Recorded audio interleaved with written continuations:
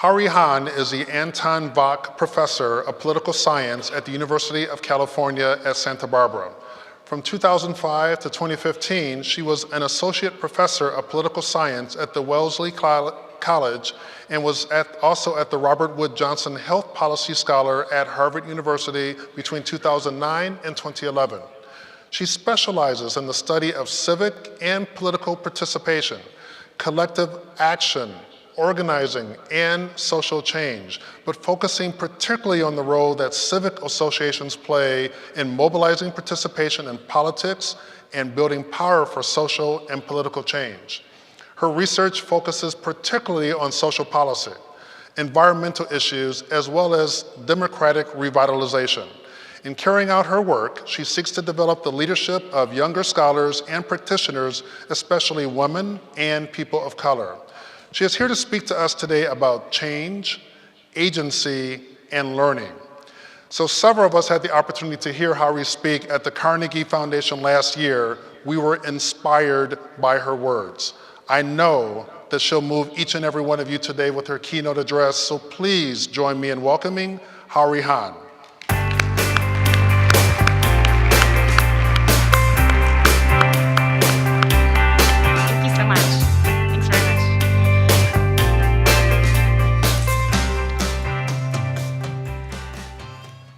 Well, good morning, or good afternoon, I guess.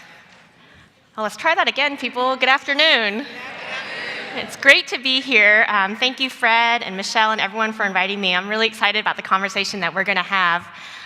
Like Fred said, I want to talk to you about a lot of the work that I've done about what it takes to sort of move people to action in the effort of social change. But before we get started, I wanted to start by telling you a little bit about myself and about how I got into this work. Why do I do what I do? So I grew up as a daughter of Korean immigrants in Houston, Texas. Come on, given the number of people from Texas, we should get at least a yee-haw from somebody, right? So I grew up as a daughter of immigrants in Texas. My parents immigrated to the United States in 1973. And when they first showed up in the US, even though they had come from really well-established families in Korea, when they came to the United States, because Korea was basically a developing economy, they sort of showed up here with a proverbial $100 in their pockets. And my dad delivered Chinese food on the back of his bike, and my mom cleaned people's houses. And they really tried to sort of figure out what it meant to make it in the United States while they were putting my dad through school. And eventually, they were able to do that, but a lot of what I saw growing up as a child of immigrants was this experience of my parents trying to figure out, what does it mean to raise a family in the United States, right? What does it mean to have kids who are quote-unquote American? And so the picture on the bottom left corner of the screen is a picture of us at Mount Rushmore. I'm the one wearing the Mother Goose sweater, the little orange Mother Goose sweater, right? Because my parents thought that's what we do. We dress our kids in Mother Goose. We take them to see presidents carved into rocks. Like, this is what Americans do, right? And so those are the kind of things that we did growing up. And you know, what I saw in my parents' life, though, was this real effort to kind of remake themselves and figure out who it was that they wanted to be in this new country. And so even though we grew up in a neighborhood where, you know, our next door's neighbors robbed us when I was in college and things like that, by the time I left for college and I was the youngest in my family, my parents were able to move into the townhome that's in the bottom right-hand corner of the screen, which is sort of this fancy townhome that was in one of the nicer neighborhoods in Houston. And I think the lesson that I really took away from that experience growing up, is this idea that transformation is not only possible, but it's a way of life. It's what we do as human beings. We try to remake ourselves and the communities in which we live to create the world that we want to create for ourselves, for our families, and the people around us. And so I think it's no accident then that I do what I do now, right, which is really to study social movements and understand how social movements work. And the reason for that, and part of what I want to leave you with today, is this idea that part of what makes movements so powerful, and I think part of what differentiates movements from other approaches to making social change, is the idea that movements make change not by selling products that people already want, right? I'm not trying to sell you ketchup or cereal or something like that, right? But I'm trying to transform what's possible, right? And that's how movements work. They transform what people think is possible, and by transforming what people think is possible, they transform what's possible in our world. And so what I want to talk to you about today excuse me, is this idea that thinking about movements, I think, has a really important role to play in the work that all of you all do as educators and people who support educators. Because I think a social movement is really what we need to be able to achieve the vision that we all share for education in our country. And so how does that work? So I want to talk to you about three things. First, power, transformation, and love. Right, those are the three things we're going to talk about today. I'm going to start by talking about power. I'll talk about the role of transformation in movements, and finally, what I think I'll end by talking about love. So let's start with power. Okay, so what is power? Why should we think about power? We're thinking about learning and education in terms of power. Why does that mean? So the first thing to sort of start with is this idea that different kind of problems require different solutions, right? And any time that we're trying to make change, we implicitly, or sometimes explicitly, we have a theory of change in our heads, right, that governs what we do. And so the story that I always like to tell is we have a son now who's 6 years old. He's our youngest. And I remember when he was like 12 months old, like he was old enough to walk, but not old enough to talk, he was trying to get my attention. So he's sitting on the floor and he's kind of, waving his arms and fussing and trying to get my attention. And because I'm a great mom, I was ignoring him, right? And so he doesn't really know what to do, right? So he gets up and he walks over to the wall and he found an electrical outlet and he put his hand right on the outlet. Now, that may say a lot of things about my son, and we can have a separate conversation about that, but what I realized is that he had a theory of change in his head, right? If I do something dangerous, I'll get mom's attention. And it was right? He went up, he used whatever tools that he had, right, which was sort of to move himself around. He did something dangerous, and he was absolutely right. I jumped off the couch, right, and I went over and I gave him attention. And I think that all of our organizations, or all of us as change leaders, when we're doing work in the world, we have those same theories of change in our heads, but sometimes they're not as explicit as they might be, right? So a lot of times, for example, I teach community organizing to a bunch of college undergraduates at University of California in Santa Barbara, and the students come in and they say, I'm really worried about the achievement gap in education, or I'm really worried about climate change, or I'm really worried about any number of different issues. And I say, okay, well, what do you want to do to work on it? And they say, I'm going to raise awareness about the issue, right? And it's true, there are a lot of problems where we could solve that problem by simply raising awareness. But what's the theory of change underlying that, right? The theory of change underlying that is that if we give people the information that they need, they'll make the change that we want. And there certainly are lots of situations where once people become aware of an issue, they'll make the change that we want. There are other situations where the change might be, or the problem might be, one of technical expertise, right? A few months ago, my husband was diagnosed with a case of pneumonia, right? And so he needed to go and get the antibiotic from the doctor, and once he had that antibiotic, he was cured, right? And so there are certain problems where if we have the right technical expertise, we can solve them, right? When we're trying to figure out how to eradicate polio, we had to come up with a vaccine. Once we had that vaccine, we were able to get rid of polio in much of the world. And so there are all sorts of solutions, I think, that have different theories of change embedded in them, where people sort of create solutions to try to solve those. A lot of times, a lot of the organizations that I'll work with sometimes say that they want to sort of make services. They want to create services for people, right? And the assumption there is that the people who need the change the most don't have the resources to make those changes, right? And so we have to create services to be able to solve that. And certainly there are a lot of situations where that's true. I live in Southern California right now, and there's huge fires going on, just south of where we live. And so they're creating all sorts of shelters to provide services for people who have been evacuated from their homes, right? And that's a really important service to provide.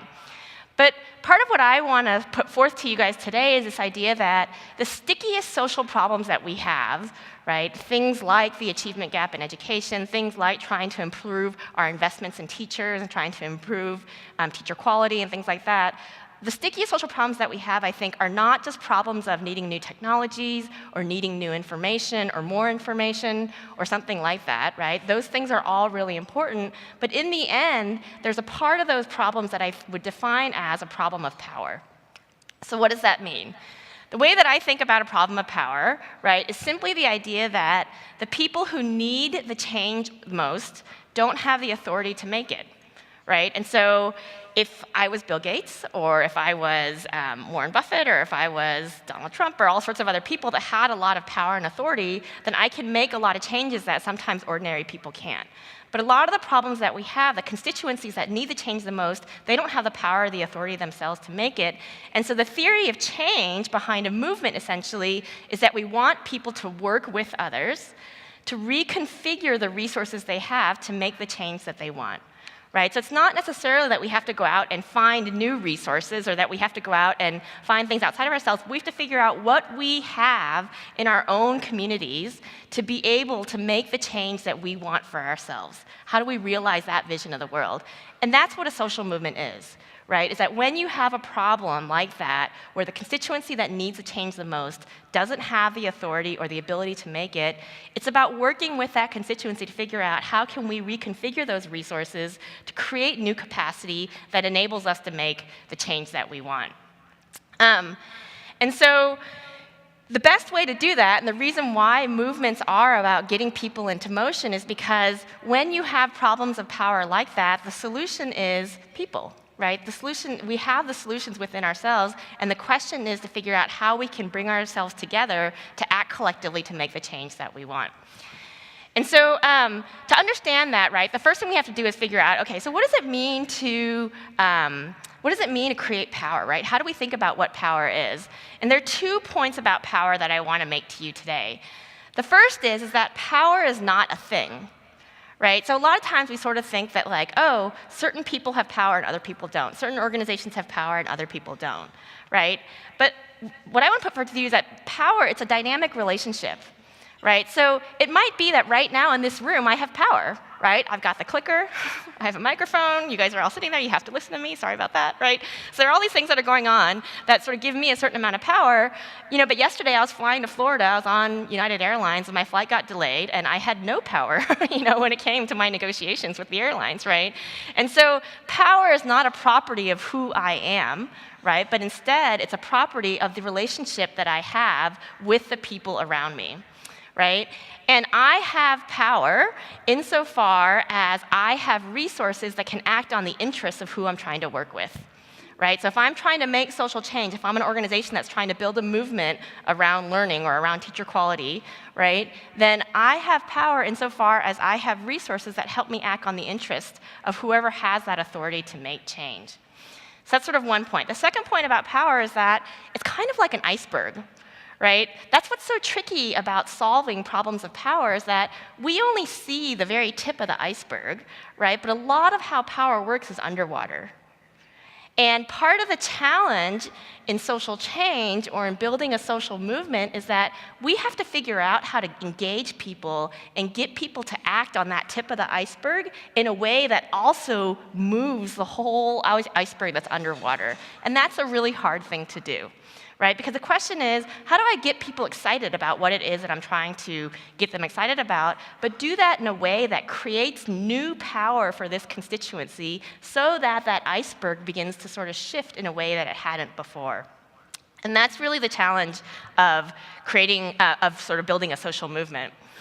The last thing I'll say about power before I sort of begin to talk about some of the other pieces of the puzzle is that sometimes when I talk to people and I say, well, I think we should think about this in terms of power, then people think of power as being negative, right? Like a lot of times we think of negotiations about power as being conflictual.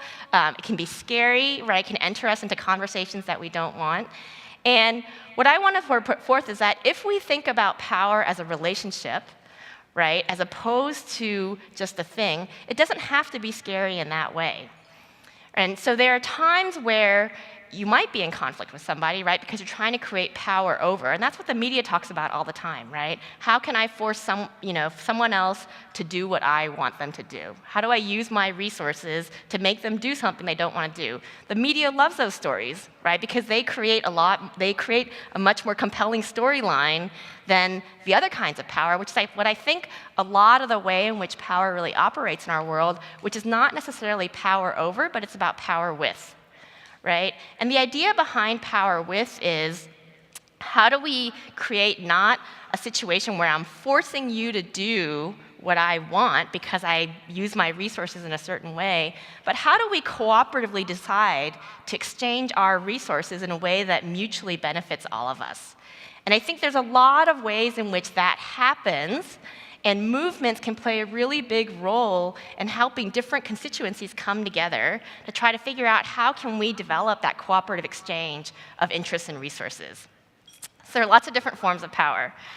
So then the next question is, okay, so if we start with this idea that we are working in some ways on problems of power, the second question is, well, what role does transformation play in that, right? I started by telling you guys a story about the role of transformation in shaping what I do and why I got into this work. And so the question is, well, so what is it? How is that related to what we're talking about? And so I want to start by telling you about a research project that I did, and you guys are all thinking like, oh my gosh, now we're going to talk about research, but I promise you it won't be so bad, okay? So I want to start by telling you about a research project, right, where I was looking at this question of how do we engage people in ways that actually build power in the ways that I've been describing to you, okay? And what was happening is that I started thinking about this kind of in the mid-2000s, something like that. And I remember I was talking to lots of my colleagues and people that I work with who were on the very front lines of different activist organizations around the world. And what they were saying to me was that there's this funny paradox about what's going on in the 21st century, right? On the one hand, it's like, we have Facebook and we have Twitter and we have all these social media tools and we have all these tools that make it seem like it's easier than ever before to get people involved. Right? And in fact, there are all sorts of ways in which our political and social institutions are sort of opening up to let more people have input on what they're doing.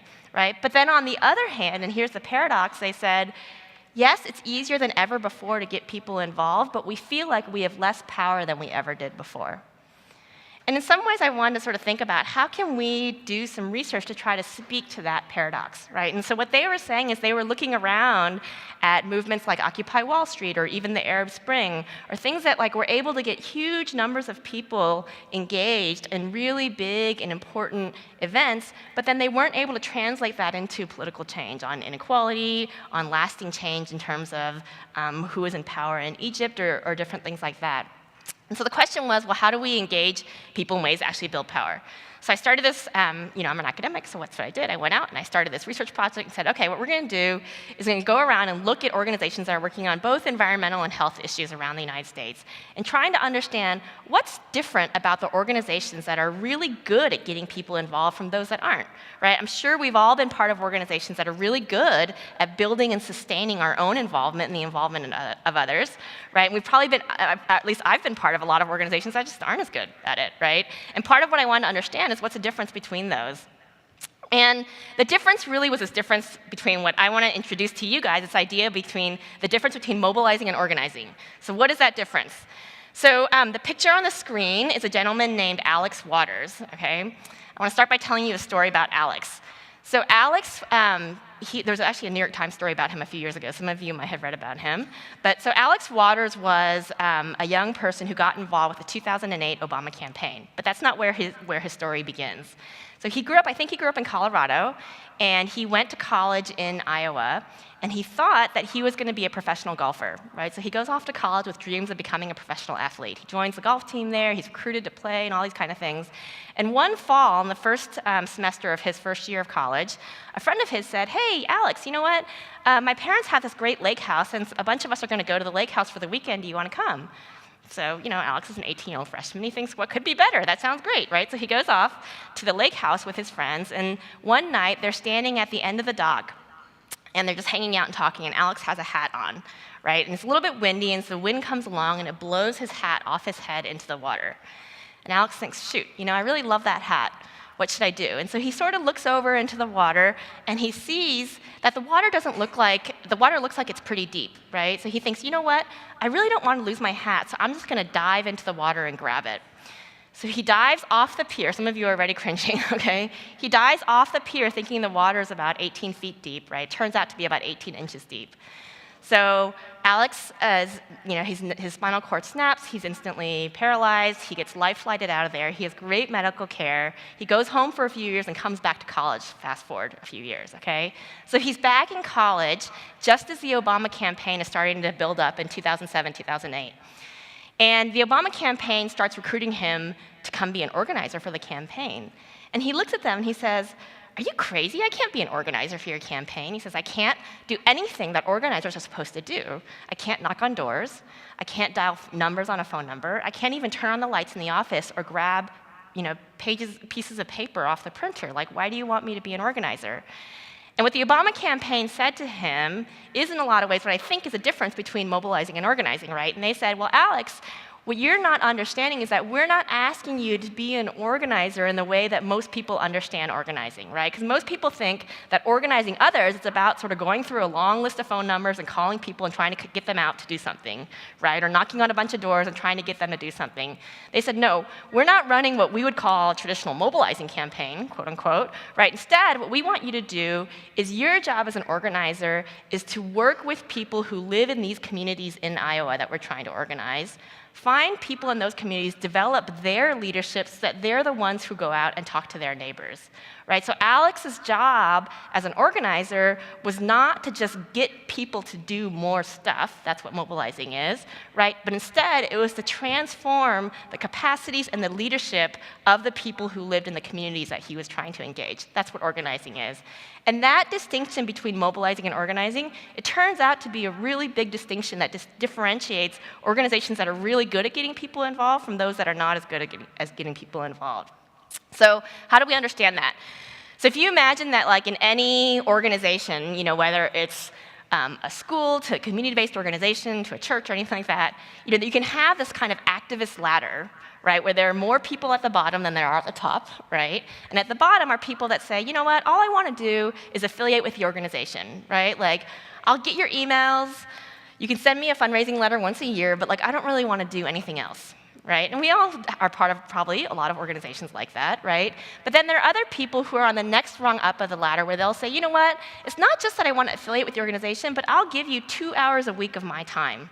And maybe I'll spend those 2 hours signing petitions that you send me. Maybe I'll respond to surveys that you send me. Maybe I'll come into the office and stuff envelopes for 2 hours or do whatever you ask me to do," right? But all you get are those 2 hours, whatever happens, right? Now that's different from people who are on the next rung up on the activist ladder who say, it's not that they say, "I'm going to give you a certain amount of my time," but they say, "I'll commit to taking responsibility for a certain outcome," right? So maybe that'll be, "I'm going to get 10 people to come to the conference next year." Right? "I'm going to put together a panel for the conference next year. I'm going to get 100 new voters for the Obama campaign," if you're Alex Waters, right? Something like that, right? That whatever the outcome is, they say, "I will take responsibility for getting a group of people to do something, and it might take me 5 minutes of texting a bunch of my friends, right? Or it might take me 2 hours of pounding the pavement, or it might take me 2 weeks of pounding the pavement," right? Whatever it is, I take responsibility for that outcome. And the difference between mobilizing and organizing is that mobilizers will say, "Wherever you come in the door, we'll let you self-select onto that ladder. So if you want to just affiliate, great, we'll let you do that. If you want to take on some leadership, terrific, like we'll find leadership opportunities for you." So what they're really doing is they're kind of searching for people out there who are already excited about what they're doing and then matching them with opportunities for involvement.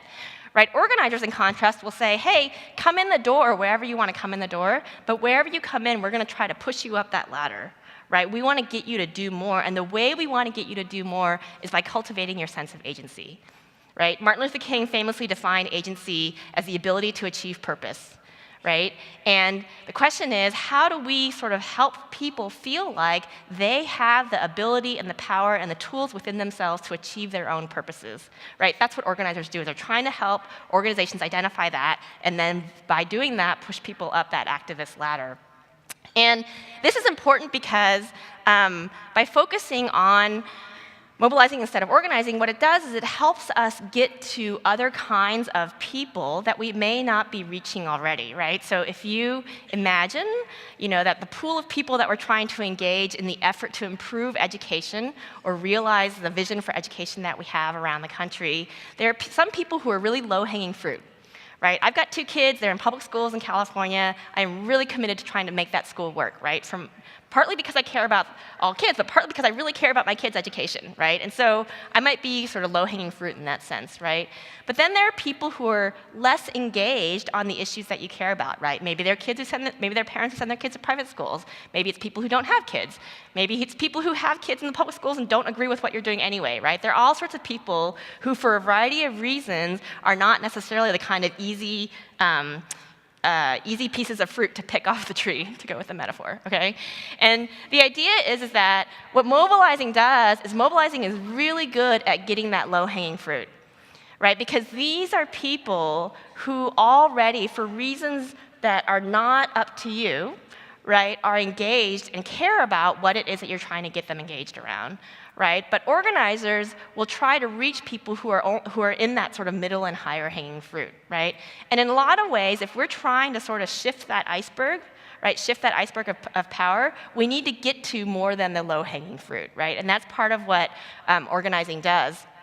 And what was so interesting to me in the research that I did was that it wasn't that mobilizing or organizing was better, right? In fact, what it was that the organizations that were the most effective at building and sustaining engagement of the communities that they were trying to work with over time were the ones that blended mobilizing and organizing.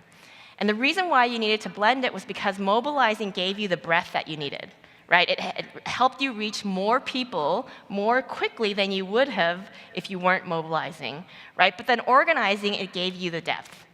Right? And so it was a combination of that depth and the breadth that made these organizations so successful at building the kind of movements that they wanted. And the other thing that I'll say about mobilizing and organizing is that part of what was really interesting to me is that it wasn't just a semantic difference, right? So it wasn't just that some organizations are like, hey, Professor Han, we're mobilizers, right? Or hey, we're organizers, right? It's not that they were just using these words differently, but in fact, they had really important implications for how they structured themselves, how they thought about asking people to engage in different activities, their strategy for sort of building power. So what are some of those differences?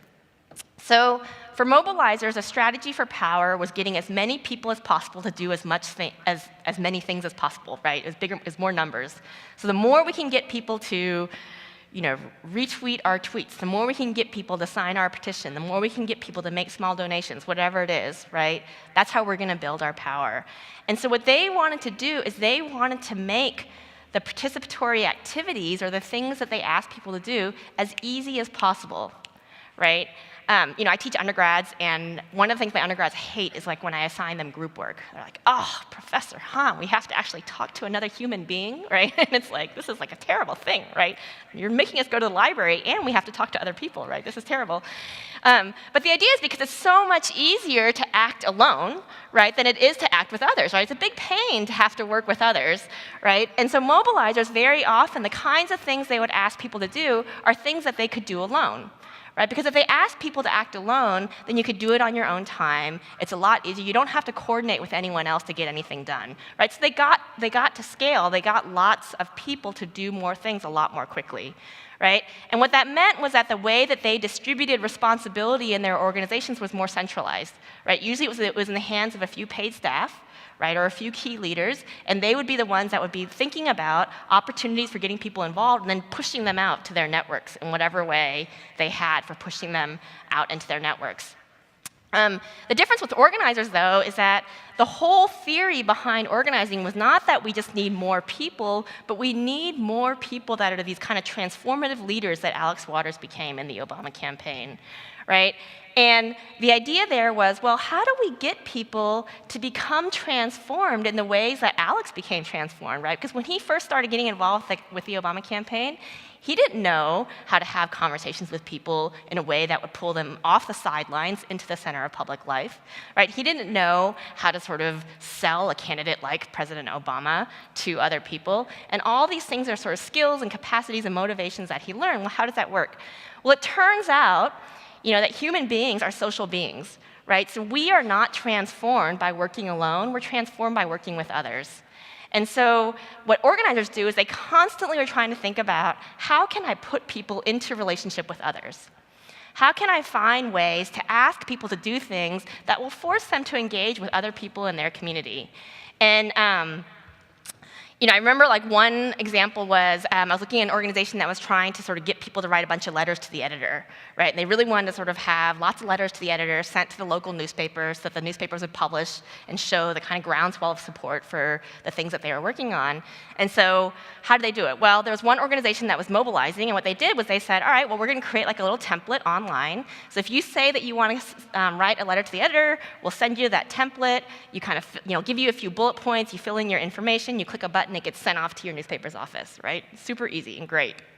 They got lots of letters to the editor, right? And there was this other organization that was more doing organizing, and they also wanted to do a letter to the editor campaign, but they thought, how could we use that as a way of helping people to develop relationships with other people in their community? And so what they did was they said, if I signed up to write a letter to the editor in Santa Barbara, they would find someone else in Santa Barbara who had also signed up. Right? And they would say, hey, Hahrie, you know what, we're going to put you in contact with Fred here, and both of you guys are going to write this letter to the editor, and you guys, we'll give you a few bullet points, and we'll give you a template online and all that kind of stuff that you can use. But the fact was I had to work with someone else to compose that letter. And it could have been entirely digital, right? The difference between mobilizing and organizing isn't about technology. It's about the extent to which we're building these relationships with each other or not. Right? And so they would create these opportunities for me to build this relationship that I hadn't had before. We'd click our buttons and send off the letter, and there it would go, right? And what we found, was that the organizations that did those interdependent kind of asks, they had fewer letters to the editor in the beginning, but the people who did those letters were more likely to stay involved over time. Right? And so in a sense, it kind of is which strategy you would choose would depend on what you're trying to do, right? Do you just need people to do something once, or do you need people to do something again and again? Do you need them to come back to you?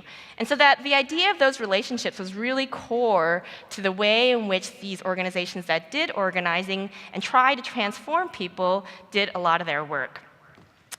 Okay, so we've talked about power, we've talked about transformation, and so then the last thing is love. Right, so why do we need love on this in the work that we're doing? And what I want to sort of argue for you is that really, in order to create the kind of transformative power that we're talking about today, at the very heart of it is love, right? And so what does that mean? So a lot of times when I talk about this kind of things with different organizations and people, they say, like that organizing stuff and that story about Alex Waters, like that's all fine and good, but that stuff doesn't really work, does it? Like you can't, in the world that we live in, you can't really transform people in the ways that you're describing. And so I just want to tell you a story about a study that's not my own. It's written by a sociologist named Ziad Munson, right? And what he did was he wanted to study people who are at the very front lines of the pro-life movement, okay? And I'm telling you the story not because I want to take a stand on any issue or anything like that. So regardless of what you think about this issue, it's more about sort of the way in which they sort of engage people. And so he went out and he studied people who are on the very front lines. These are people that ran local groups in their communities, that attended marches and rallies, that made big donations, that tried to engage others around this issue, right? And he had these long interviews with them, 3- and 4-hour long interviews. What he was trying to do is trace people's trajectories of involvement, right? How is it that you got so involved in a social issue like that, where you decide that you wanted to spend so much of your time on something that is a cause that's bigger than yourself? That was the question that he was trying to ask, right? And the book is fascinating, right?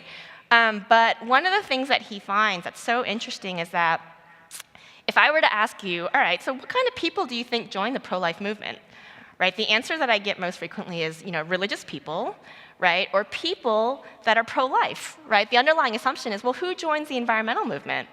Environmentalists, right? Who joins a movement for racial justice? People who support racial justice. Who's going to support a movement for improving education? People who want to improve education, right? Like that seems almost like a no-brainer, right? But what he found that was so interesting is that of the people who are on the very front lines of the movement, 47% of them, right, so almost half, when they first joined the pro-life movement, they were either pro-choice or they were indifferent to issues of abortion. So that should be really surprising, right? Because it's like, why would I join a movement where I didn't even agree with the goals of that movement? Right? And what happened was that it was people who had had some kind of change in their lives, right? Maybe they had just retired. Maybe they just joined a new church. Maybe they moved to a new community. Maybe it was a working woman who had her first child and became a stay-at-home mom, right? There are all sorts of ways in which we have these changes that occur in their lives, and someone invited them into a meeting, right? It was that they had this sort of social tie that pulled them into some activity. and then they got engaged. Now, what was so interesting to me about that is like, wow, like on the one hand, it sort of shows the power of these social ties and pulling us into different kinds of activities that we may not even agree with, right? But on the other hand, I was thinking, what happened at that meeting, right? Like, there are a lot of things that I'll do once, because a friend asked me to do it, and I say, oh gosh, it's just like so awkward to say no, and so you kind of show up once. But to keep coming back again and again, and then to devote your life to this cause, that's a really important thing, right? And what's really interesting is that what happens is that, in the movement organizations that he studies, what he finds is that people would go to these meetings. They weren't sure if they agreed with the goals or the aims of what we're being talking about, but what they do is they found friends, right? They found people that they liked. They found fellowship, right? They found things that we all want as human beings, right? They found the opportunity to sort of begin to rethink who they wanted to be because of the people that they were around, right? And by beginning to sort of reimagine a new future, that's how they began to think about, rethinking their views on an issue, and not only rethinking of their views on an issue, but thinking, because of what I now believe, what must I now do? Right? And I think in a lot of ways that question is, how do we begin to sort of open people up to imagine a different kind of future? And that opening of people, right, is at the heart of what makes this kind of transformative power really work. And so I want to close by telling you guys one last story that's sort of a personal story, okay? So I was beginning this study that I was telling you guys about in 2009, 2010. And right as I was beginning the study, my husband and I were expecting our second child.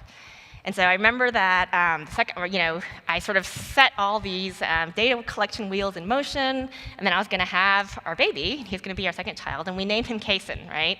And the reason we named him Kason is because we named him after this small town, Kaesong, which is at the border of North Korea and South Korea. It's right on the edge of the demilitarized zone between North Korea and South Korea. And we named him that because Kaesong was so first of all, it was the site where peace negotiations to end the Korean War began, and they eventually fell apart and had to be moved to Pyongyang. But second, it was also the town where my grandfather, who was a North Korean refugee during the war, it was a town where he saw his mother for the last time. Because he was fleeing from North Korea, he stopped in Kaesong to see his mother, and then he went down to South Korea, and then the country was split. And of course, no one knew that was going to happen, so he never saw his mother again.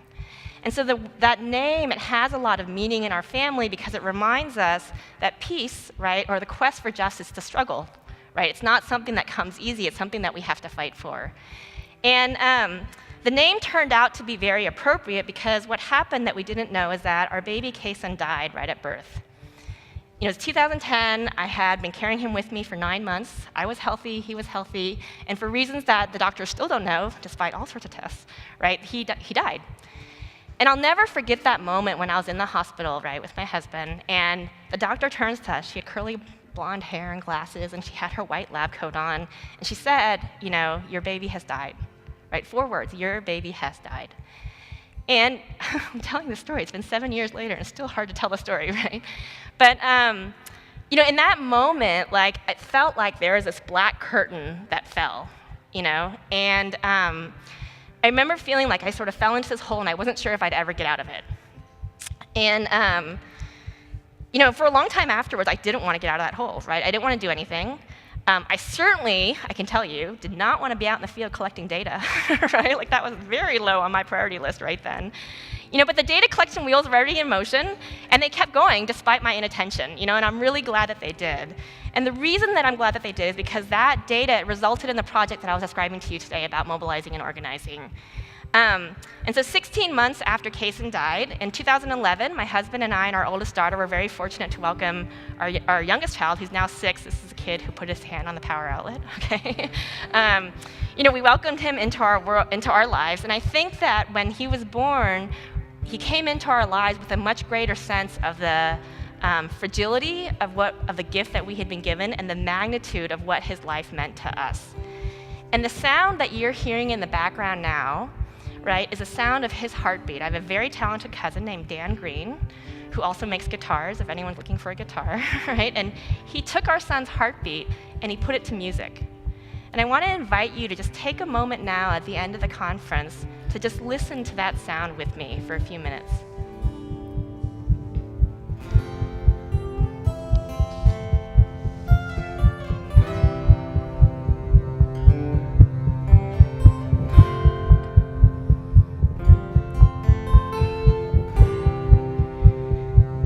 and I carry this song around with me on my phone.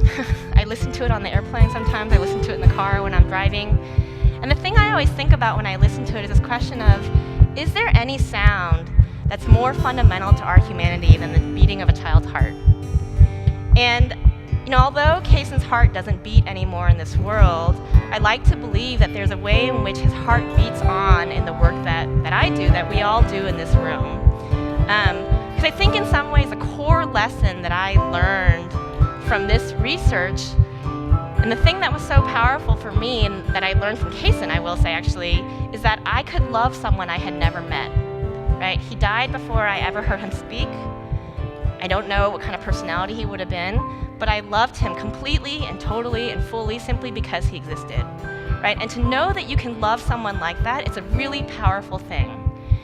And I think that that's related to me to the work or the research that I do, because I feel like what I've learned from that work is that if we think about the experience of people like Alex Waters, if we think about all these movements that have created all this change, what we learn is that our power comes not from the fancy messages that we craft or the fancy technologies that we have, which are all important, but it comes from this sound, right? It comes from the hearts that beat, right, at the center of the work that we do.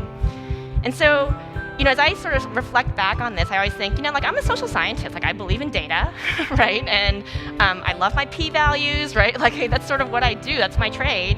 But I think that if we believe that there's a trade-off between sort of being really data-driven or putting the hearts that are at the center of our work really at the center, then we've already lost the game, right? And so what we have to do is we have to believe that the experience of the people that we are working with, the experience of the constituencies that we're trying to reform, that's where our power comes from, right? Our power really comes from our humanity, and the question about whether or not we can build the power that we need for the change that we want depends in a lot of ways on the extent to which we can put that humanity at the center of the work that we do, the extent to which we can put people's dignity right at the center of the work that we do.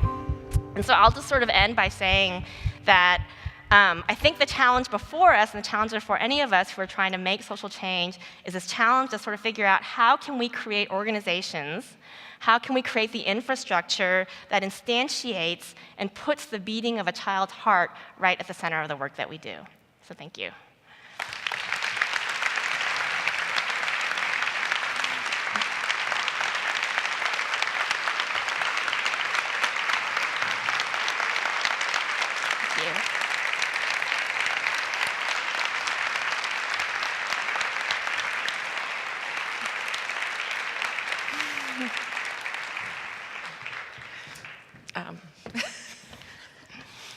Thanks. Thank you. Thanks for sharing your heart, your story, your personal journey, your story, yourself with us. We're all better because of the research that you do and the life that you've committed to. Well, thank you for the opportunity. It's such a privilege to have the opportunity to talk to everyone here today. So thank you for that. What was hard for me when we were at Carnegie Foundation. Yeah.